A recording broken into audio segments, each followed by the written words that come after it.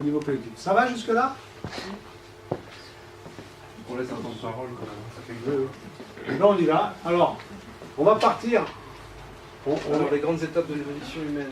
Alors, il y a des moments où je vais passer un petit peu vite, hein, notamment tout ce qui est physique quantique, etc. On a déjà fait une conférence sur la physique quantique, donc là, on va pas se répéter, on va passer relativement vite. Ce qui est intéressant, c'est de faire un parallèle entre la recherche individuelle et la recherche collective. Remontons un petit peu dans le temps.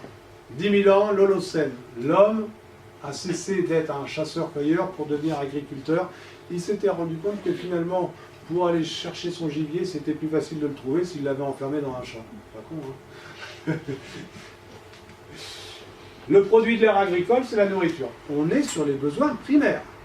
L'homme s'est d'abord collectivement arrangé pour se nourrir, satisfaire ses besoins primaires. Se nourrir, avoir chaud, avoir un abri, se protéger, etc. Depuis 150 ans, on est dans l'ère industrielle. Certains ont proposé de l'appeler l'Anthropocène, puisque en 150 ans, on a plus modifié la planète qu'en des milliers d'années. L'homme a modifié la biosphère, l'atmosphère, la lithosphère, l'hydrosphère et même la biosphère. A tout modifié. En bien ou en mal? Et alors là, c'est là que c'est intéressant de savoir. C'est-à-dire que si on prend du recul, pour considérer qu'on fait partie de quelque chose qui nous dépasse, à ce moment-là, il n'y a pas à dire en bien ou en mal. Je donne deux exemples dans mon livre. Je me suis bien amusé quand j'ai donné ces exemples, parce qu'à un moment, je dis, l'homme a effectivement vraiment beaucoup modifié. Mais à tel point que, par exemple, on peut dire que les abeilles pourraient disparaître à cause de l'influence de l'homme. Donc, et si les abeilles disparaissent, la nature telle qu'on la connaît ne pourrait plus exister. On est d'accord? C'est une grosse catastrophe. Donc on pourrait dire, c'est la première fois qu'un animal, un être vivant, modifie à tel point son environnement que ce qui existait avant ne peut plus exister. C'est ce qu'on peut se dire. Et pourtant, dans l'énoncé même de ce que je viens de dire, il y a la preuve du contraire. Puisque je viens de dire que la nature telle qu'elle existe n'existerait pas sans les abeilles. Ça veut bien dire qu'avant que les abeilles existent, la nature n'était pas pareille. Et il y a eu X fois des miracles comme ça. Lorsque la vie a inventé la chlorophylle, d'un seul coup, ça a créé de l'oxygène. L'oxygène, c'est un oxydant, c'est un poison terrible. Et l'oxygène a détruit tout ce qui existait avant. Et pourtant, miracle, derrière, il y a eu une évolution. La nature a été obligée d'inventer les plantes, d'inventer les animaux, elle a été obligée d'évoluer. Et je cite un exemple que j'ai trouvé ça très rigolo. Actuellement, on arrive plutôt un peu au niveau planétaire. Et l'intelligence au niveau planétaire, on peut dire, c'est tous les ordinateurs connectés, Internet, etc. Ça, c'est une sorte d'intelligence planétaire. On peut la voir comme ça, tout au moins. Or, ce système de tous ces ordinateurs interconnectés, si on regarde bien, il a un système immunitaire. Si je mets un virus informatique, automatiquement, tous ces antivirus, tout de suite. Donc on peut dire c'est génial d'avoir créé un système immunitaire en même temps qu'on a créé le cerveau planétaire. Sauf que si vous regardez bien l'historique, la genèse des virus et des antivirus, le but des antivirus n'était absolument pas de donner cet extraordinaire outil que représente le système immunitaire des ordinateurs. Le but, c'était simplement 3 ingénieurs de chez Bull qui s'amusaient, ils avaient fait des petits trucs, et puis l'intelligence au-dessus, là, Gosk, il a su utiliser même l'avidité des hommes, des pirates qui ont voulu, par pure avidité, qu'on voulait nuire, mais Gosk a su utiliser ce désir de nuisance des pirates pour créer quelque chose qui finalement, imaginons qu'il n'y ait jamais eu de pirates.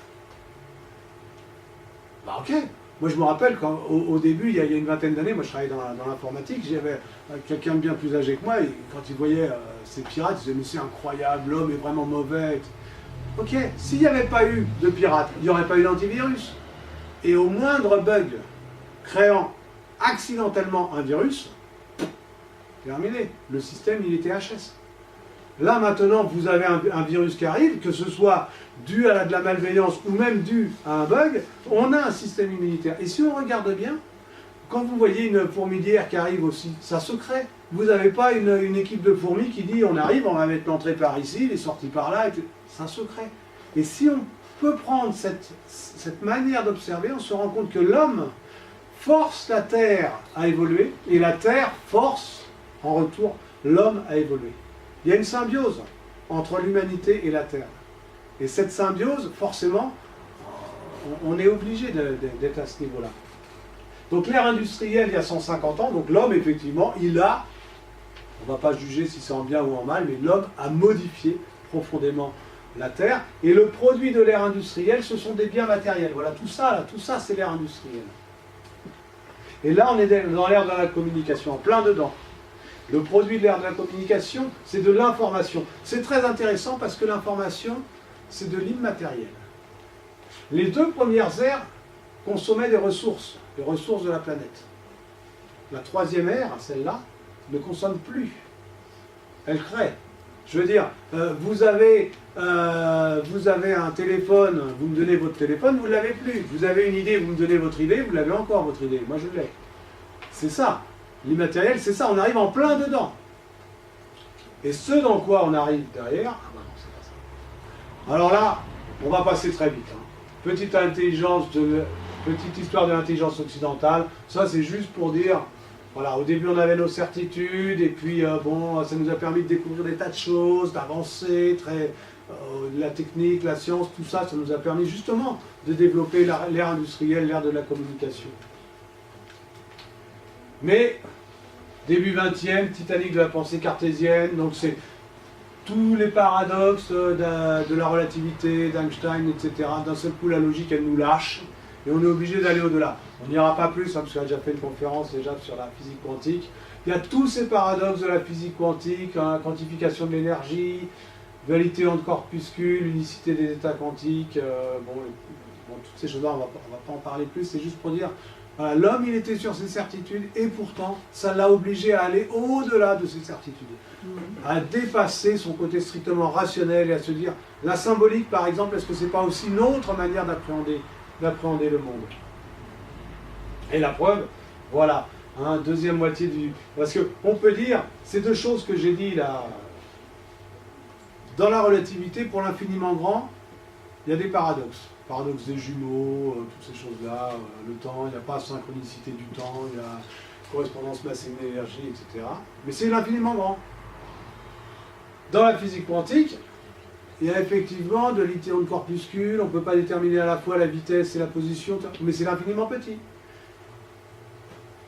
L'apport de l'ordinateur nous a montré, on a connu assez rapidement les équations, par exemple en dynamique des fluides, les équations qu'est-ce qui se passe dans une casserole d'eau bouillante. Les équations, on les a connues vite, mais on n'a pas su trouver les solutions mathématiques analytiques qui nous diraient, moi je veux dire, si j'envoie ça à Jocelyn, je ne peux pas le faire, mais bon, si je connais la vitesse, la rotation, etc., je peux calculer, grâce aux équations newtoniennes, je peux calculer dans quelle position il va la rattraper. Alors, on voulait faire la même chose sur les systèmes, par exemple, de l'air, de la dynamique des fluides, et on ne trouvait pas les solutions. L'ordinateur nous a montré pourquoi on ne pouvait pas le trouver. C'est ce fameux mouvement, parce que c'était le système chaotique, c'est ce fameux mouvement de battement d'ailes de papillon, qui à partir de données initiales extrêmement proches, peut dériver vers deux situations extrêmement opposées. J'en cite un exemple dans mon livre qui est très simple, c'est vous prenez un gros pendule comme ça. Il est pesant, et en bas, il a un gros aimant. Et une toute petite baguette, légère, avec un aimant aussi, de sorte que les deux aimants se repoussent. Position initiale, le pendule est comme ça, la baguette est verticale. Premier passage, pouf, la baguette elle part. On ne sait pas trop où. Question, au bout de 4 passages, quelle sera la position de la baguette? On ne peut pas dire. Pourtant, c'est du réel, quoi. Hein. C'est un pendule et une baguette. Là, c'est pas du microscopique ni du macroscopique, c'est pas astronomique, c'est du réel. Eh bien, l'ordinateur nous a montré que ça partait dans tous les sens. Donc ça veut dire que le déterminisme, tout ça, on a été obligé complètement d'oublier. Toutes les certitudes. Ah oui, je vais faire une petite synthèse de ce que tu viens de dire. Besoin, hein. Je vais pas faire l'histoire de l'intelligence occidentale à moi tout seul, rassurez-vous. La révolution quantique, pour moi, ça a justement remis en question donc, la vision du monde telle qu'elle était proposée par la science mécaniste, parce que la science mécaniste elle-même, elle s'est construite en disant on va observer ce qu'on peut observer, ce qui est visible, c'est-à-dire tout ce qui est constitué de matière, c'est-à-dire tout ce qui est constitué de molécules, d'atomes, et des constituants des atomes, neutrons, protons, etc., tous les constituants fondamentaux, et on va s'occuper de ça parce que ça, on peut le voir. Et tout le reste, on s'en occupe pas. Donc la science du 19e siècle, 18e, 19e, etc., elle s'est construite comme ça, en disant on s'occupe de ce qu'on peut voir, et peu à peu, en fait, elle s'est dit, tout ce qui ne rentre pas dans cette méthode-là n'existe pas. Il y a eu une espèce de dérive, si vous voulez, progressivement, il y a eu un renversement, où petit à petit, dans les universités, on s'est dit, tout ce qui ne rentre pas dans cette méthode expérimentale, qui était au départ destinée à uniquement s'intéresser à ce qui était purement matériel, et bien tout ce qui ne rentre pas dans cette méthode n'a pas de réalité, quoi. Et c'est comme ça qu'on a rejeté aux oubliettes donc la réalité de l'esprit, de la conscience, de la vie psychique, quoi, tout simplement. Alors que de plus en plus aujourd'hui de scientifiques disent que probablement le problème justement de la physique aujourd'hui, c'est qu'il faut faire entrer la conscience dans les équations. D'une manière ou d'une autre, il faut que le paramètre conscient de l'observateur rentre dans les équations. Et ça, la physique quantique, ce qu'elle apporte comme révolution, et moi je suis simple journaliste, hein, donc je parle au nom vraiment de scientifiques qui sont des gens très très sérieux, qui me disent, la physique quantique nous dit qu'il y a un monde visible, celui de la matière, et il y a un monde invisible. Et ce monde invisible, il est tout aussi réel. Voilà. Et dans ce monde invisible, il y a des potentialités, il y a des idées, il y a des formes mathématiques, il y a des modèles, on peut appeler ça comme on veut. C'est constitué de quelque chose qui est de l'ordre de la pensée, qui est de l'ordre de l'esprit, voilà, mais cette réalité-là, elle existe. Et c'est de cette réalité-là que provient le reste. De l'ordre de l'énergie aussi. De l'ordre de l'énergie. Après, tout ça, c'est juste des mots. Donc, il ne faut pas qu'on tombe dans le piège des mots parce qu'on ne peut pas expliquer. En plus, c'est invisible. Mais les états virtuels en chimie, en physique, les états virtuels des atomes, des molécules, ils ont besoin d'exister, sinon il ne peut pas y avoir de réaction chimique, par exemple. Et un état virtuel, c'est un état invisible. Donc les physiciens, les chimistes vous expliquent qu'il faut que ces états existent quelque part. Il faut bien qu'ils existent quelque part. Et c'est là où on rejoint la vision de Platon, Platon disait il y a le monde des idées qui existe au-dessus de nous. Et ça a été aussi complété par Jung qui a dit ces idées sont les archétypes, voilà, qui sont communs à tous les êtres humains et qui sont aussi communs à différentes cultures.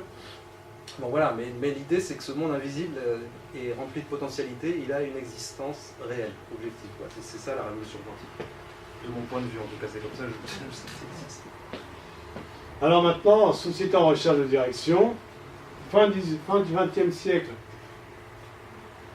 prestige et arrogance de la technique, et 2012, bon anniversaire Titanic. C'est vraiment un anniversaire parce que fin du XIXe siècle, les scientifiques croyaient tout maîtriser, on croyait qu'on allait maîtriser la technique, maîtriser la nature. En 1912, le Titanic, qui était vraiment le symbole de cette maîtrise de l'homme sur la technique, sur la nature, le Titanic s'écroule. 2012, bon anniversaire Titanic. Pourquoi? Si on regarde bien, voilà. Alors qu'on a réussi à avoir tant de choses qu'on n'aurait pas osé fantasmer avoir il y a un siècle ou deux, ça se traduit par quoi? Montée des dépressions, des suicides, la consommation d'antidépresseurs dans nos sociétés avancées. On est bien obligé de faire un constat. On n'a pas réussi dans notre recherche du bonheur collectivement. On n'a pas réussi. Là, il manque quelque chose. Mais il y a des émergences. L'alimentation bio, médecine alternative, vivre simplement. Il y a de plus en plus de gens qui commencent à dire vivre simplement. Là, regardez bien, je suis en train de décrire qu'on passe du 3e au 4e chakra. Commerce équitable et valeurs éthiques. Commerce équitable. Vous vous rendez compte, commerce équitable, le but c'est de dire je refuse d'asseoir mon bien-être sur l'exploitation d'autres personnes. Voilà, ça c'est plus du 3e chakra, ça. C'est plus centré sur son ego. Là, c'est forcément une valeur du 4e chakra, valeur de cœur. Et c'est en pleine émergence. Moi, j'étais végétarien en 74, donc ça fait quand même, j'ai eu le temps de voir. Hein. Je peux vous dire qu'à l'époque, hein, vous n'aviez pas autant de produits qu'aujourd'hui. Hein. Le soja son, ça n'existait pas, ce genre de truc. C'était vraiment galère pour arriver à se nourrir. Ma petite sœur avait la maîtresse de l'école, la directrice de l'école qui surveillait qu'elle mangeait de la viande. Pour vous dire le niveau de tolérance à l'époque. Regardez dans un étalage de journaux maintenant, tous les titres qu'il y a.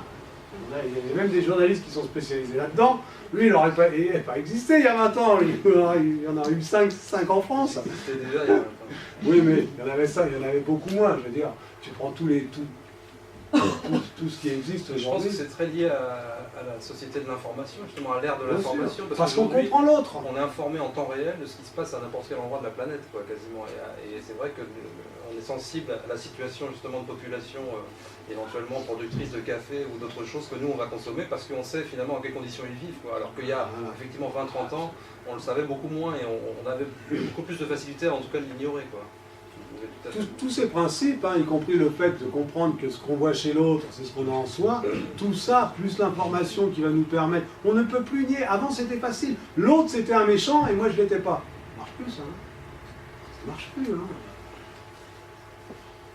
Là, il y a même une norme qui est l'ISO 26000 de la responsabilité sociétale.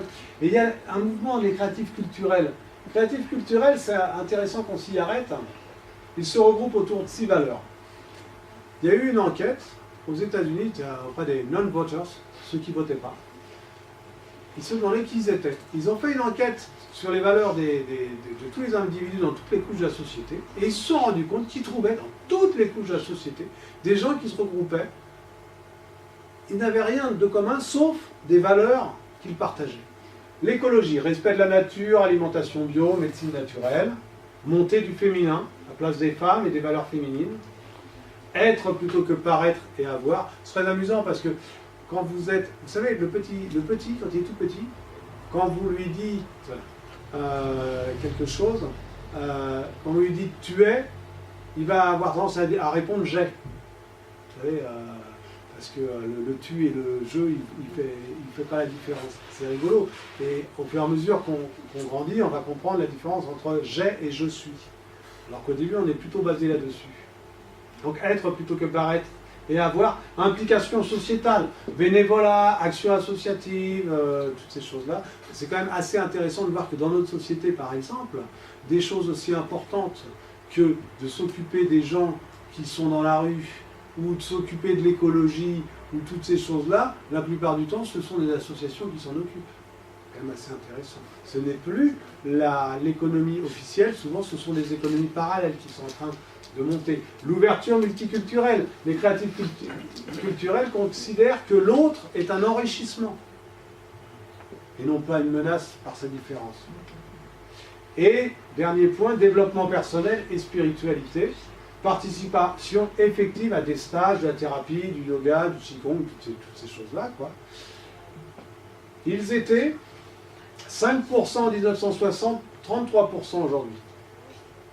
D'après un article que j'ai vu dans l'Express, le 28 novembre 1911.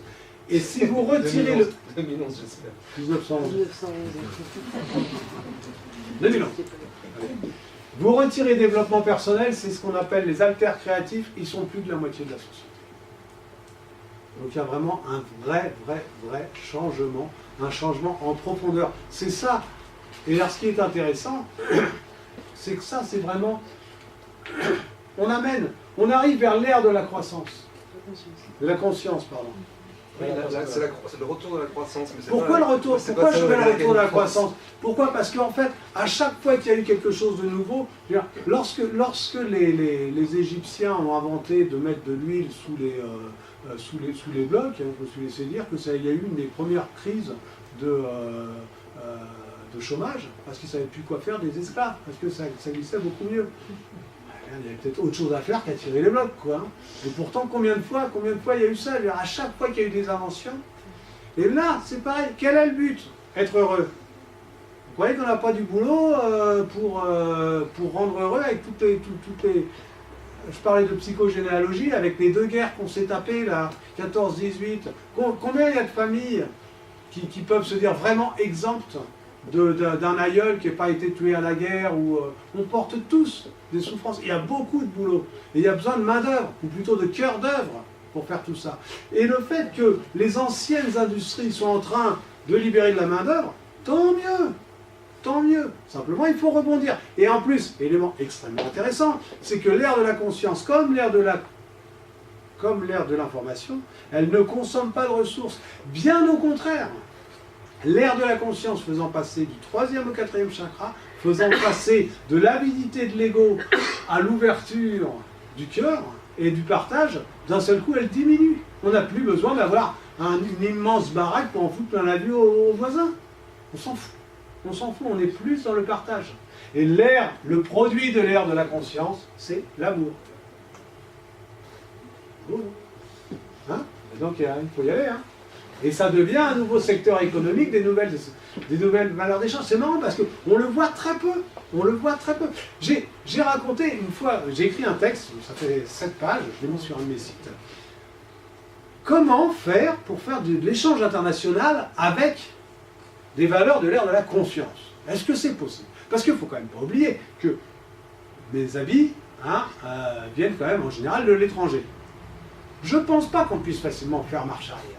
Je ne pense pas qu'on puisse demander aux Français qui ont été habitués à avoir un certain rythme de se sacrifier comme des pays dans lesquels ils sortent tout juste d'une certaine misère. Donc on a de l'avance, est-ce qu'on peut la garder? Alors, imaginons une chose. Mettez-vous en 1900. Vous êtes en 1900. À l'époque, on ne fait pas... on se fatigue. On se fatigue sur les champs, on se fatigue aux champs, on se fatigue à l'usine, on se fatigue tout le monde, partout. Faire courir juste pour faire du sport, vous passez pour un fou. Les premiers qui ont fait du sport sont passés pour des fous. Alors allez, je vous mets au défi d'aller expliquer à quelqu'un de 1900 qu'un footballeur gagnera mieux sa vie qu'un médecin ou un professeur, il va vous prendre pour un dingue. Parce que cette économie du football ne peut exister que grâce à l'économie de l'information.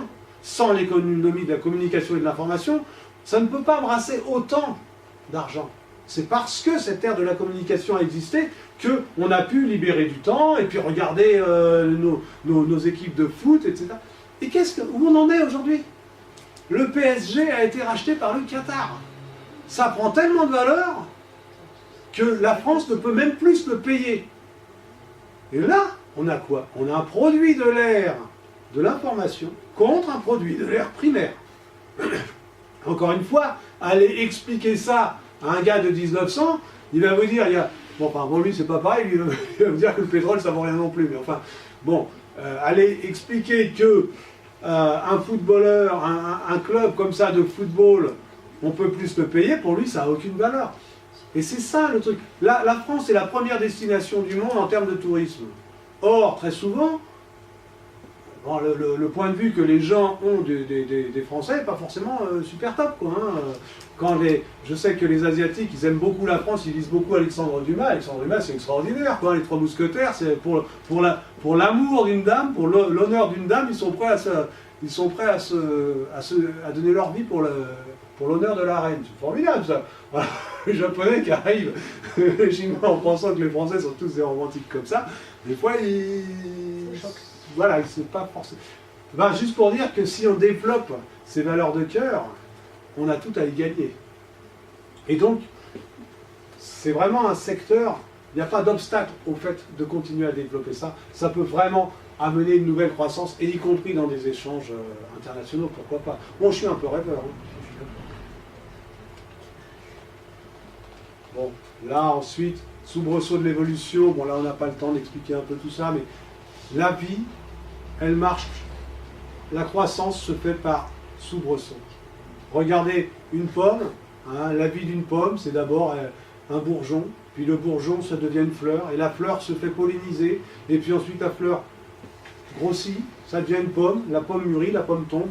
Il y a des événements qui sont plus rapides. Quand elle se fait polliniser, c'est rapide. Quand elle mûrit, c'est plus long. Quand elle grossit, c'est plus long. Quand elle tombe, c'est rapide. Mais tout se prépare, tout se prépare, tout se prépare. Ce qui se passe actuellement, cette évolution, même si c'est silencieux, ça se passe d'abord de façon silencieuse, et après ça, d'un seul coup, ça accélère. Crise de puberté, la nature de... Ah, si, ça c'est intéressant quand même. Du vert au rouge, c'est un titre, bon, tout ça vous le retrouvez puisque c'est dans le livre. Du vert au rouge, c'est un titre d'article qui était sorti lorsque Nicolas Hulot avait sorti son livre Le syndrome du Titanic. On avait dit oui, il était écologiste et puis maintenant il est plutôt humanitaire. Parce qu'il avait tout simplement dit sauver la forêt équatorienne, la forêt amazonienne, c'est bien. Mais s'il y a des gens qui en vivent, on ne va pas leur demander de se laisser mourir. Donc on ne peut pas sauver on ne peut pas sauver la nature, on ne peut pas sauver ces endroits-là si on ne prend pas en compte ces populations. Donc on avait dit, il est passé du vert au rouge. Et c'est pas un tort. Du rouge au blanc. Quand vous commencez vraiment à vous intéresser à l'autre, automatiquement, on l'a vu dans les échelles d'évolution, automatiquement vous allez monter vers la spiritualité. C'est automatique, ça fait partie du chemin naturel. C'est la spiritualité, l'altruisme, la dimension d'amour et tout ça. Et là, automatiquement, du blanc au vert. Parce que quand vous êtes dans cette dimension, quand vous êtes sorti de l'avidité, automatiquement vous êtes dans le respect. Et dans le respect, c'est forcément le respect aussi de la nature. Donc tout se fait naturellement. Pardon. Sur la crise de puberté, je voudrais dire un mot parce que ça fait un peu écho à ce que j'ai dit au début aussi. Parce qu'il se trouve que par rapport au fait qu'on vit une transition, enfin on vit un moment décisif de la transition globale dont on parle là. Et parce que il se trouve que je viens de faire un dossier pour Nexus sur le troisième œil, et j'ai interviewé quelqu'un qui a vécu une expérience d'ouverture du troisième œil, etc. Bref, c'est quelqu'un qui a des perceptions sensibles et tout, et qui me disait, on est en train de vivre, l'humanité vit une crise de puberté, c'est une image qu'on a retrouvée souvent, et l'idée c'est que la crise de puberté, elle se fait qu'on le veuille ou non. Donc il y a des gens qui le vivent mal, d'autres qui vont le vivre mieux.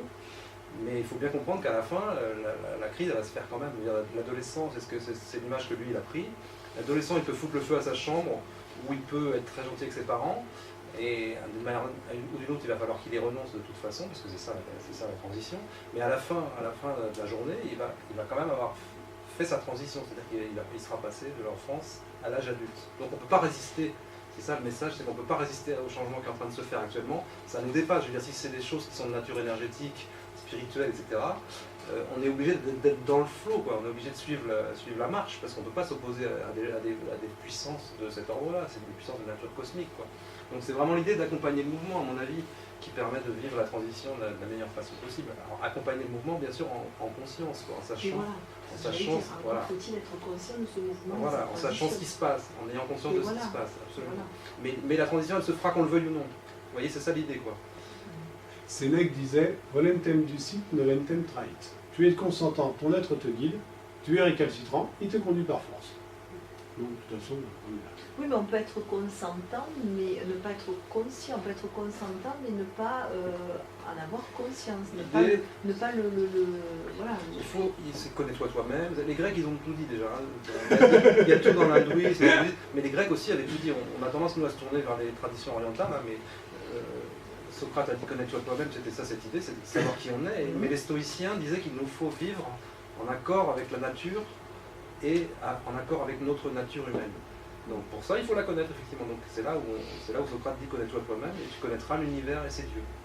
Donc l'idée, le but de la vie, c'est de se connaître, de se comprendre ce qu'on fait là, comprendre quel est le sens de la vie, mais on ne peut pas avoir une compréhension complète de tout parce que on est quand même que des individus, quoi, à la base. Donc par des états modifiés de conscience, peut-être qu'on accède à des informations, mais il ne faut pas espérer pouvoir tout comprendre, il faut accepter. Il faut lâcher prise parce que ça nous dépasse, c'est ça l'idée. Pour moi qui est forte, c'est qu'à un moment donné, il faut renoncer à vouloir tout comprendre aussi. Donc moi j'accepte l'idée qu'on est en transition, qu'on est en évolution, et j'essaie d'accompagner ça et d'être nager avec la vague. Si vous nagez contre le courant ou si vous vous laissez emporter par la vague, vous coulez. Il faut nager avec la vague. Là, c'est le programme. Vers de la conscience, vers une économie d'amour et émergence de l'agapisphère. C'est-à-dire de Chardin avait parlé de la noosphère, la sphère de toutes les pensées. On peut très bien imaginer l'agapisphère, la sphère de l'amour au niveau terrestre. Ça c'est agapé, donc c'est un des trois mots justement que les Grecs avaient pour dire amour. Hein, donc les deux autres étant philia, qu'on retrouve dans l'amour filial, filiation, l'amour qu'on ressent pour ses enfants par exemple. Et le troisième étant éros, qui rejoint l'amour plus lié au désir sexuel, etc. Et l'agapé c'est l'amour divin. L'agapé c'est l'amour qui ne consomme pas, qui ne consomme pas l'autre, qui ne veut pas bouffer l'autre. C'est ça que j'ai choisi avec l'agapisphère. L'érosphère, je pense qu'on y est. On est passé là, on est en pleine érosion. Mais le truc, c'est que, voilà, dans cette fusée à étages, on va jusqu'au bout de l'exploration de chaque étage. Je veux dire,